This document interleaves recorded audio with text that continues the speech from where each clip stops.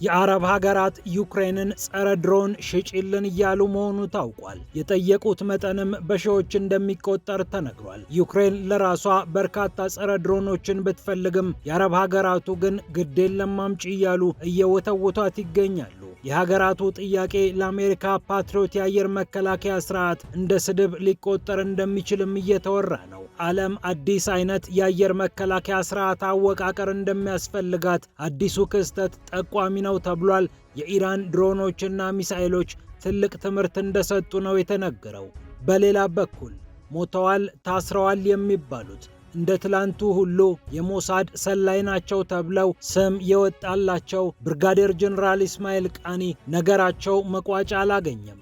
አንዳንዶች ከተደጋጋሚ ጥቃት በመትረፋቸው ባለዘጠኝ ነፍሱ ቢሏቸውም፣ ሌሎች ደግሞ የውስጥ አርበኛ ቴህራን ላይ የተጨበጠ የእስራኤል እጅ ሲሉ ስም ያወጡላቸዋል። ማንም ስለ ሁለቱም እርግጠኛ መሆን አይችልም። የሰውየውን በሞሳድነት መጠርጠር የማይወዱ ሰዎች ደግሞ ከጥቃት መትረፍ እንዴት በሰላይነት ያስጠረጥራል እያሉ ነው። ጀነራል ኢስማኤል ቃኒ ተገድለዋል፣ ታስረዋል የሚለው ጉዳይ ባይረጋገጥም ብዙ እየተባለበት ይገኛል። ሌሎች ደግሞ ሰውየው በሀገራቸው ላይ አልሰለሉም፣ የሞሳድ ስራ ነው እያሉ ይከራከሩላቸዋል። ለዚህ ደግሞ ሞጅታባ ኻሜኒን እንደ ምሳሌነት ይጠሯቸዋል። ሞጅታባ ኻሜኒ አባታቸውን፣ እናታቸውን፣ ባለቤታቸውን ጨምሮ ከግማሽ ደርዘን በላይ ቤተሰቦቻቸው አልተገደሉባቸውም ወይ? ለምን እርሳቸውን በሞሳድ አባልነት አትጠረጥሩም? ሲሉ ይጠይቃሉ። ቴህራንም መጽሐፉን ዝም አሰኝታቸዋለች። ሞሳድም ኢራንም ቃኒም ዝም ብለዋል። የሰውየው መጨረሻ አልታወቀም። ሞተዋል፣ ታስረዋል፣ በስራ ላይ ናቸው። የሚታወቅ ነገር የለም። አስገራሚውን የጀነራሉን ታሪክ በልዩ መልክ እንመለከታለን። እንዲሁም ጦርነቱ ድንበር ተሻግሮ ወደ ኢራቅ ዘልቋል። አሜሪካ በኢራቅ ድብደባ እየፈጸመች መሆኑ ታውቋል።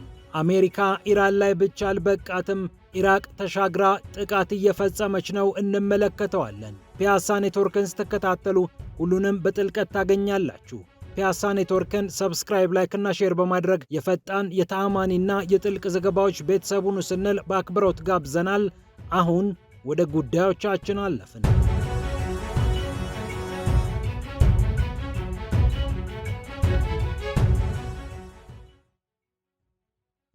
የአረብ ሀገራት ዩክሬንን ጸረ ድሮን ውለጅ እያሏት ይገኛሉ።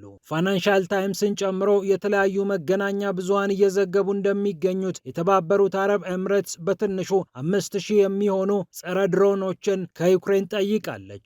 ኳታር በበኩሏ 2000 የሚሆኑትን ስጪኝ እያለች ትገኛለች። ይህ ደግሞ መልእክቱ ግልጽ ነው ይላል የዩሮሜዳን ፕሬስ ጽሑፍ። ፓትሪዮት የአየር መከላከያ ስርዓትን ገጥመው ሚሳኤሉ አይነካንም፣ የጦር ጀቱም አይጠጋንም ብለው ተመክተው የቆዩት እነዚህ አረብ ሀገራት በአነስተኛ ድሮኖች መከራቸውን ሲያዩ የአሜሪካው የአየር መከላከያ ስርዓት ግልጽ መልእክት እየተላለፈለት እንደሆነ ግልጽ ነው። እጅግ በጣም ውድ የሚባል የሚሳኤል ስርዓት መግጠም ብቻውን ሀገርን ከጥቃት እንደማያስጥል ዓለም በሚገባ እየተመለከተ ይገኛል። የተነባበረ ወይም ሌየርድ የሆነ ኤር ዲፌንስ የአየር መከላከያ ስርዓት እንደሚያስፈልግ የኢራኑ ጥቃት ትምህርት ሰጥቷል ነው የተባለው። በ5 በ10 ወይም በ20 ሺህ ድሮን ገደማ የተመረቱ የተለያዩ ድሮኖች በሚሊዮን የሚቆጠር ዶላር የሚወጣባቸውን ሚሳኤሎች የሚያስነሱ ከሆነ ሀገራት ከፍተኛ ኪሳራ ውስጥ ይወድቃሉና ለትንሹም ለትልቁም ውዱን ሚሳኤል መወንጨፍ እጅግ ከባድ መሆኑን ዓለም አስተውሏል። እናም ዩክሬንና ሩሲያ እንደሚያደርጉት ሁሉ አነስተኛ ድሮን በመላክ በአነስተኛ ድሮን ደግሞ የሚመጣውን ድሮን መከላከልን የሀገራቱ ትኩረት ሆኗል ተብሏል። ታፍ ኢንዱስትሪስ የተባለው የዩክሬን ድሮን አምራችም ከፍተኛ ጥያቄ እየቀረበለት እንደሚገኝ ተሰምቷል። በወር እስከ 80 ሺህ የሚሆን ድሮን የሚያመርተው ታፍ ኢንዱስትሪስ ለራሱ መከላከያም ለራሱ ለዩክሬን ጦርም የሚጠበቀውን ያህል አቅርቦት ገና እንዳላመጣ ይነገራል። ዩክሬን ከዚህ በትንሹ በእጥፍ የሚበልጥ የመሳሪያ አቅርቦት ትፈልጋለችና ታፍ ኢንዱስትሪስ የዩክሬንንና የሩሲያን ጦርነት ትቶ ለገልፍ ሀገራት ጸረ ድሮኑን ይሸጣል ወይስ አይሸጥም የሚለው ጉዳይ እየተጠየቀ ይገኛል። ይሁንና እነዚህን ጸረ ድሮኖች መግዛት ብቻውን ትርጉም የለውም። ባለሙያዎችን ማሰልጠን፣ ለዚህ የሚሆን መከላከያ ስርዓት ማበጀት፣ ከነባሩ የአየር መከላከያ ስርዓት ጋር ማዋሃድ እነዚህ የገልፍ ሀገራት በዋናነት የሚጠበቅባቸው ተግባር ነው ተብሏል።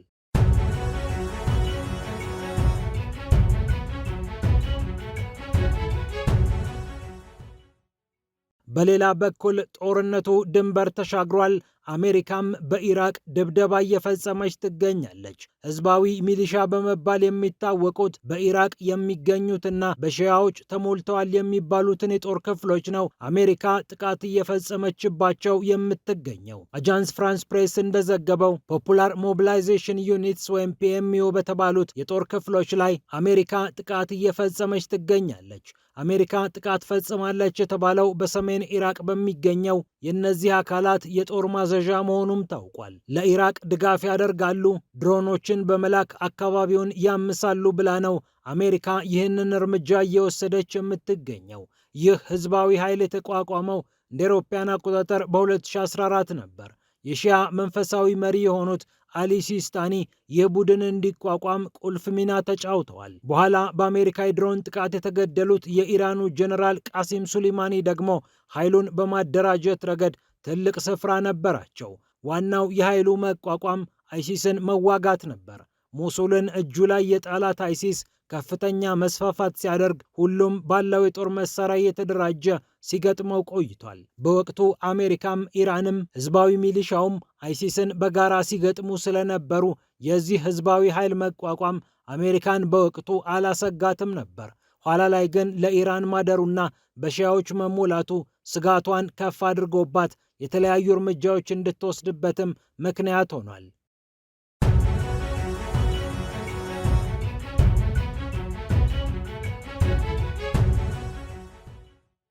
በመጨረሻም ስለ አነጋጋሪው ሰውዬ ስለ ጀነራሉ ዛሬም እንግዳ ስለሆነው ነገር እንመለከታለን። የሞት የእስር ዜና የተወራባቸው ነገራቸው መቋጫ ስላላገኘው ጀነራል ኢስማኤል ቃኒ በፒያሳ ኔትወርክ ልዩ ጥንቅር ትሰማላችሁ። አብረን እንቆይ። የሳዳም ሁሴን መንግስት ዘመቻው ቅልብጭ ያለ እንደሚሆን አስቧል። የኢራቁ መሪ ሀገራቸው ከኢራን ጋር ያለባትን የድንበር ውዝግብ ሰበብ አድርገው ጎረቤት ኢራንን ለመውረር ተነሱ። ዋናው ግብ ግን ይህ አልነበረም። ኢራን ያወጀችው አብዮት ሀገሪቱን መንፈሳዊ አገልግሎት ውስጥ በነበሩ ሰዎች እንድትሞላ አድርጓታል። መሪዎቿ ሆነዋል። የቴህራን መንግስትም ሃይማኖታዊ መልኩን ይዟል። በሺያዎች የተሞላችው ኢራን ኢራቅ የሚገኙ ሺያዎችን እንዳታነሳሳ ሳዳም ሰግተዋል። የእርሳቸው መንግስት ደግሞ ሃይማኖታዊ መነሻ በሌለው ባዝ በተባለ ፓርቲ ይተዳደራል። ቁጥራቸው አነስተኛ በሆኑት ሱኒዎችም ይዘወራል። የጎረቤት ኢራን መንገድ ግን ለየቅል ነው።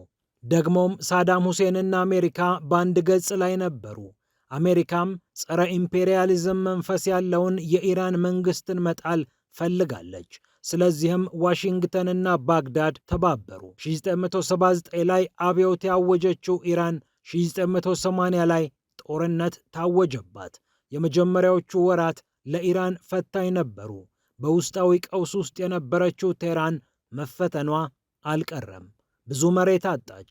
ነገር ግን ወደ ኋላ ያለው ጦሯ ዳግም ተደራጀ፣ መልሶም አጠቃ። በሁለት ዓመታት ጊዜ ውስጥም የተነጠቀቻቸውን መሬቶች አስመለሰ። ጦርነቱ በጥቅሉ 8 ዓመታትን ፈጅቷል። የተባበሩት መንግስታት ድርጅት ይብቃችሁ ብሎ መሃል እስኪገባ ታዲያ ከግማሽ ሚሊዮን ህዝብ በላይ አልቋል። የኢራቅ ጦር የፈጸመው የኬሚካል ጥቃትም የጦርነቱ ጥቁር አሻራ ሆኖ ሰፍሯል። ይህ ጦርነት ኢራን አሉኝ የምትላቸውን ጀነራሎችና ወታደራዊ መኮንኖች እንደ አዲስ ሰርቷል። ማሻድ የተወለዱት ሰው በኢራንና በኢራቅ ጦርነት ውስጥ ከተሰሩት ወታደራዊ መኮንኖች አንደኛው ናቸው። ኢስማኤል ቃኒ ይባላሉ። የኢራን አብዮታዊ ጦርን የተቀላቀሉት እንደ አውሮፓውያን አቆጣጠር በ1980 ነበር። በ1981 ደግሞ ቴህራን በሚገኘው የኢማም አሊ ወታደራዊ አካዳሚ ወታደራዊና የመሪነት ስልጠና ወስደዋል። 5ኛውን ናስር ብርጌድን መርተዋል። የ21ኛውን ኢማም ሬዛ ብረት ለበስ ብርጌድ ለመምራትም ከፊት ነበሩ። ኢስማኤል ቃኒ በዚህ ጊዜ ውስጥ ነበር ኋላ ላይ ስመ ገናና ከሆኑት ቃሲም ሱሌማኒ ጋር የተገናኙት። ያኔ ሁለቱ ሲገናኙ ሱሌማኒ የ41ኛው የታራላህ ክፍለ ጦር አዛዥ ነበሩ።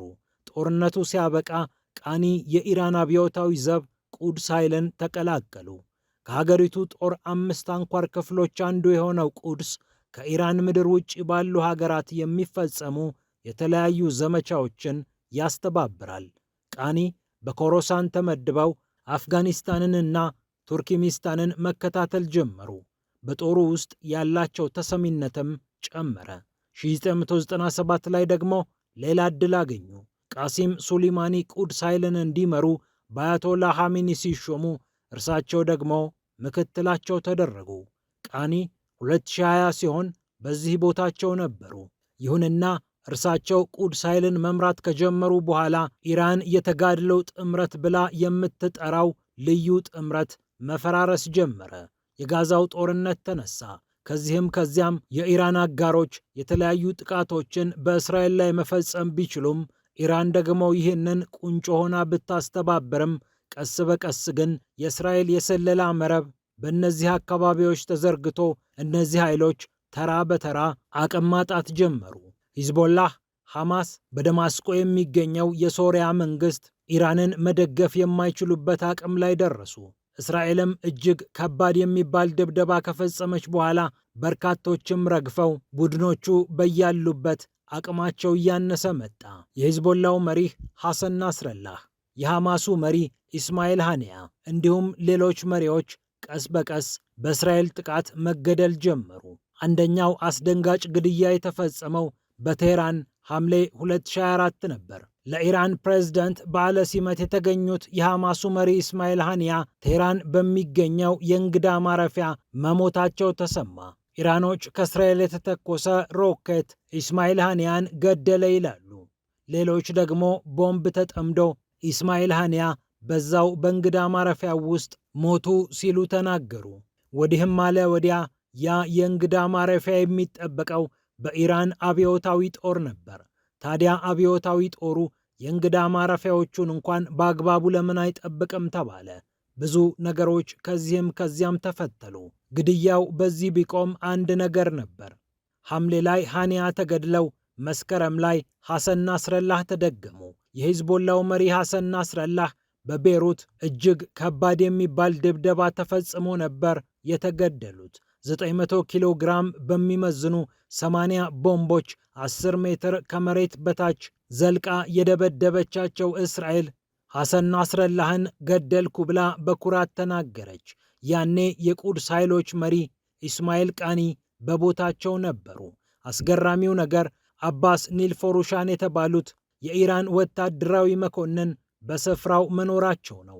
እኒህ የቁድስ ኃይል አመራር የሆኑ ወታደራዊ መኮንን የሶሪያንና የሊባኖስን ጉዳይ ሊያስተባብሩ ነበር ወደ ቤሩት ያቀኑት። ከሚያዝያ ወር ጀምሮ ስራ ላይ የነበሩት አባስ ኒልፎሩሻን መስከረም ወር ላይ ቤሩት ገብተው አዲሱን አደረጃጀት ከናስራላህ ጋር ለመምከትና የእስራኤልን ጥቃት እንዴት መመከት እንዳለባቸው ለመነጋገር ነበር ቤሩት የገቡት። ሐሰን ናስረላህም ቤሩት ከሚገኘው ጽሕፈት ቤታቸው ወጣ ብለው ሲመለሱ ኒልፎሩሻንን ማግኘት ነበር እቅዳቸው። በስብሰባው ላይ ተቀመጡ። የኢራኑ መኮንን ኒልፎሩሻንና ሐሰን ናስረላህ በአንድ ክፍል እንዳሉ የእስራኤል ቦምቦች ወረዱ። ሁለቱም ሕይወታቸው አለፈ። አሁንም ኢስማኤል ቃኒ በስፍራቸው ላይ አሉ። ከዚህ በኋላ ደግሞ በመስከረም ወር እርሳቸው ራሳቸው ወደ ቤሩት አቀኑ። አንድ ጥብቅ ስብሰባ ለማድረግ ከሐሰን ናስረላህ ምትክ ከሐሺም ሰይፈዲን ጋር ለመነጋገር ነበር ቤሩት የገቡት። ይሁንና ቤሩት ገቡ ከተባለ በኋላ ባለቀ ሰዓት ከሰይፈዲን ጋር ሊያደርጉት የነበረውን ስብሰባ መሰረዛቸውን አሳወቁ። ከጥቂት ደቂቃዎች በኋላ አደገኛው ጥቃት ተፈጸመ። እስራኤል የናስራላህ ምትክ ናቸው የተባሉትን ሐሺም ሰይፈዲንን ገደለች።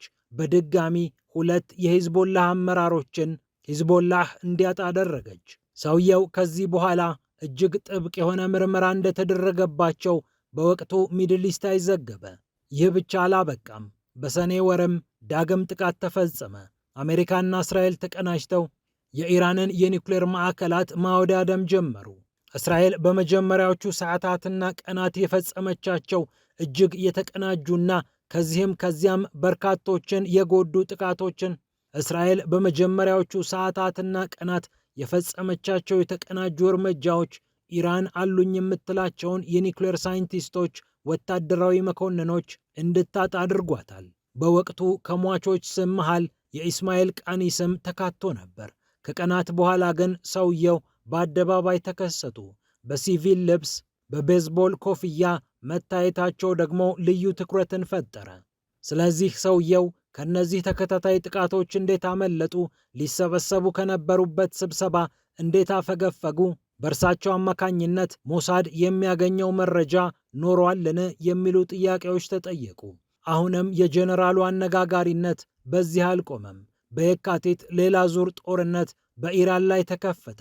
አያቶላ አሊ ኻሜኒን ጨምሮ በርካቶች ተገደሉ። አሁንም ኢስማኤል ቃኒ አልሞቱም። ቁድስ ኃይል ማለት ደግሞ እስራኤልን ጨምሮ በተለያዩ ከኢራን ውጪ በሚገኙ ሀገራት የኢራን አብዮታዊ ጦር እርምጃዎችን የሚያስተባበር የጦር ክፍል ነው። ጸረ እስራኤል ክፍል ከሆኑ የኢራን ጦር ክፍሎች መካከል ግንባር ቀደሙ ነው። ታዲያ እስራኤል እኒህን ጸረ እስራኤል የሆነ ቡድን የሚመሩትን ሰው እንደምን ነጥላስ ቢሆን አልመታቻቸውም? ከሌሎቹስ ጋር እንዴት ሳተቻቸው? የሚሉ ጥያቄዎች በተደጋጋሚ ተጠየቁ። በየካቲት ወር ደግሞ አያቶላህ ጭምር ሲገደሉ እርሳቸው ከደቂቃዎች በፊት ከስብሰባ አዳራሹ መውጣታቸውን አንዳንድ ሪፖርቶች ጠቆሙ። በዚህም ምክንያት ሰውየው የሆነ ነገርማ አላቸው ተባለ። አንዳንድ ያልተረጋገጡ ሪፖርቶች ደግሞ ሰውየው ታስረዋል፣ ተገድለዋል ሲሉ ጻፉ። ከየትኛውም አቅጣጫ ግን ማረጋገጫ አልተገኘም። የጀነራሉ ነገር ዛሬም እንግዳ ሆኗል። ሞተዋል፣ ታስረዋል፣ እንደ ትላንቱ ሁሉ እየተወራባቸው ነው። ነገሩም መቋጫ አላገኘም። አንዳንዶች ከተደጋጋሚ ጥቃት በመትረፋቸው ባለዘጠኝ ነፍሱ ይሏቸዋል።